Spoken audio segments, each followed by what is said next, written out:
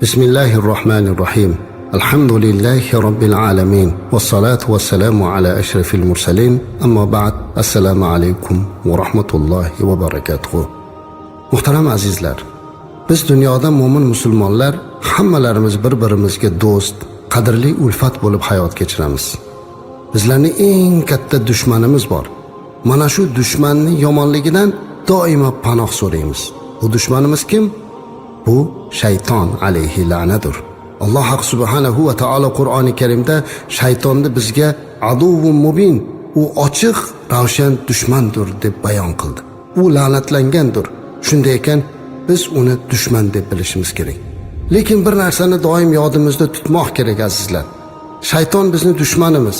U badbaxt doimo bizni vasvasa qilishlikka, yo'ldan ozdirishlikka harakat qiladi. Biz uni yomonligidan qutulishga harakat qilib boramiz. Lekin shaytonning yomonligidan Allohning yordami bilangina qutulishligimizni esdan chiqarmaslik kerak. Shuning uchun ham doimo a'udhu billahi minash shaytonir rojim deymiz. La'natlangan shaytonning yomonligidan Allohim sendan panoh so'raymiz deb aytamiz. Agar Allohning yordamisiz biz shaytonni yenga olganimizda bu kalimani hojati bo'lmas edi. Holbuki Qur'oni Karimda Alloh azza va jalla o'zi agar sizlarni mana shunaqa shayton vasvasa qilayotgan bo'lsa, Allohga istioza ayting deb o'rgatgan. Shunday ekan biz shaytonning yomonligidan doimo himoyalanishligimiz uchun Allohdan yordam so'rab, o'zimiz qalbimiz bilan bunga harakat qilmoqimiz kerak. A'udhu billahi minash shaytonir rojim. Allohning la'natiga uchragan shaytonning yomonligidan panoh so'rayman. Alloh bizni uni yomonligidan saqlasin. Shayton doimo bizni qalbimizga kirishga harakat qiladi azizlar. Qalbimizga kiradigan darvozalarini topib o'sha darvoza orqali bizni ichimizga kirib oladi. Albatta shaytonda kiradigan joylari juda ham ko'p, lekin biz bugun eng kattalari haqida gaplashamiz. Eng birinchisi azizlar, g'azab va shahvat. Bu shaytonning asosiy darvozalaridan biri. Shu orqali bizni ichimizga, qalbimizga kirib olar ekan. G'azab bu aqlning kishandasi. Aqlni askari zaif bo'lsa, shaytonning askari kuchli bo'ladi. Demak, g'azab aqlni ketkizadi. Aql ketgandan keyin bizni askarimiz zaiflashib, shaytonning askari kuchayib ichimizga kirib bo'lar ekan. Shuning uchun eng birinchi biz g'azablanganimizda o'zimizni to'xtata olishimiz kerak. Payg'ambarimiz alayhisolatu vasallam mana shunga o'rgatganlar. Eng bahodir, eng pahlavon odam g'azabi kelganda g'azabini to'xtata oladigan odam. Mana bu odam haqiqiy bahodir hisoblanadi. Shuning uchun inson g'azab otiga minmaslik kerak. Inson g'azablanganda aqlini jilovlamay qoladi va u shayton uchun darvozani katta qilib ochib qo'yadi. Demak, g'azablangan mahalimizda bundan qutulish chorasini ko'rishimiz kerak.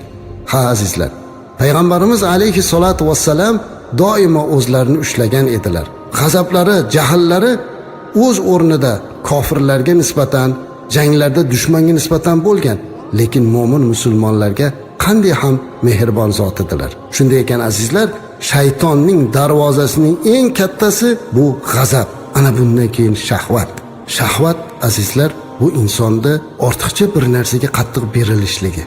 Bu yandan ham saqlanish kerak. Shahvatdan ham o'zini tiya bilishligi, hamma narsani o'z me'yorida to'xtata bilishlik kerak. Bu ham shaytonning darvozasi ekan. Ya'ni shayton bizni ichimizga kirishligi uchun mana shu darvozalardan foydalanar ekan. Ikkinchi shaytonda darvozasi ochib biz ichimizga, qalbimizga kirib joylanib olishligi mumkin bo'lgan darvozalardan ikkinchisi hasad va hirs. Qarang, bandani biror narsaga hirs qo'yishi qanchalik kuchli bo'lsa, o'sha hirsi uni shunchalik ko'r va kar qilib qo'yar ekan.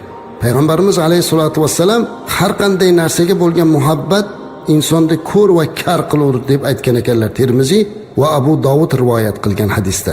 Bir narsaga ortiqcha hirs qo'yib yuborish, bir narsani o'ta yaxshi ko'rib yuborishlik insonni ko'zini kar va ko'r qilib qo'yar ekan. Shuning uchun har bir narsada o'rta miyoni turishlikka harakat qilish kerak. Va yana bittasi hasad. Hasad azizlar, bu shaytonning eng yaxshi foydalanadigan darvozalardan bittasi desam mubolag'a bo'lmaydi. Chunki hasad bir mo'minni ikkinchi mo'minni yomon ko'rishlikka olib boradigan, unga bergan ne'matlarini ko'rib, u aslida mo'min bilan emas, Alloh haq azza va jalla bilan urushayotganini bilmay qoladi. Bir insonga Alloh chiroy berdi. Bir insonga Alloh martaba berdi, obro' berdi yoki pul berdi, dunyo berdi. Ya'ni bizda yo'q bo'lgan narsalarni berdi. Biz u odamni yomon ko'ramiz, hasad qilamiz. Hasad qilishimiz bilan shaytonga darvozani ochamiz. U bizni ichimizga kirib, yana uni kuchaytirishlikda davom etadi. "Hey" deydi, "qara" deydi, "bu odamda shunday narsasi bor, seniki yo'q." Lekin aslida u odamga o'sha chiroyni bergan ham yoki martabani, dunyoni bergan ham Robbimiz-ku. Nega Robbimiz bilan urushyapmiz?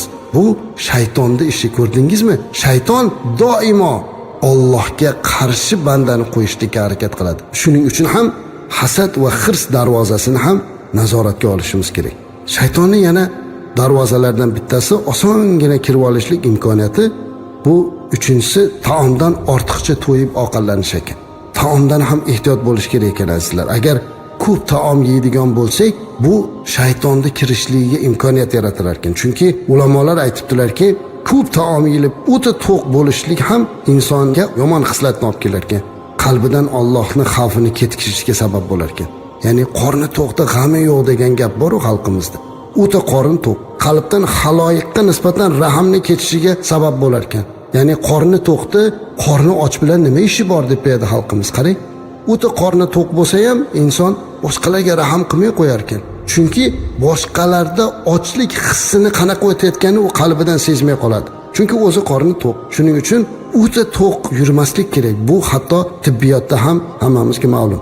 Taomni ortiqcha yeyishlik toatni og'ir ko'rib qolishlikka olib kelar ekan. Chunki qorni to'q bo'lgan odam ibodatdan ham dangasalik qilib qolar ekan. Hikmatli so'zni eshitganda ta'sirlanmaslik paydo bo'lib qolar ekan. Qarang shaytonning ishini. O'sha qorni to'q bo'lganda hatto hikmatli so'zlarni gapirganda ham ta'sirlanmay qolar ekan. Ba'zan marosim izdihomlarda odamlar juda qorinlarini to'yib bo'lgandan keyin ma'viza qilganda, bundoq qarasiz ko'zlari uyquda o'tirganlarni ko'ramiz.